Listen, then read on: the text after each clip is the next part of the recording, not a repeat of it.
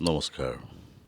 মোৰ নিজৰ এটি কবিতা মই পাঠ কৰিবলৈ লৈছোঁ।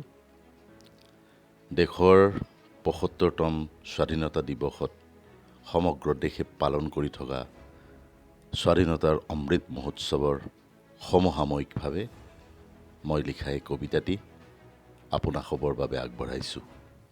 স্বাধীনতা, দেশ আৰু জনতাৰ বুকুৰ স্পন্দন স্বাধীনতা, কত শতজনৰ ত্যাগৰ ইতিহাস স্বাধীনতা, শৰীৰৰ তেজ উত্তপ্ত কৰা শক্তিমন্ত্ৰ স্বাধীনতা, হাতে হাতে হাত ধৰি শত্ৰুক পৰাজিত কৰা দলিল এই স্বাধীনতা, দেশ আৰু অখণ্ডতাৰ প্ৰতীক স্বাধীনতা, দেশৰ হকে প্ৰাণ বিসৰ্জন দিয়া সৈনিকৰ বলবীৰ্য স্বাধীনতা।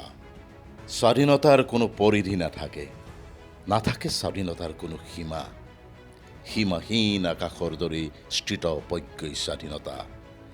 তিৰংগা পতাকা স্বাধীনতাৰ সহোদৰ, আকাশ মুখৰিত কৰা পতাকাৰ তলতেই আমি গাম সপোনৰ গান।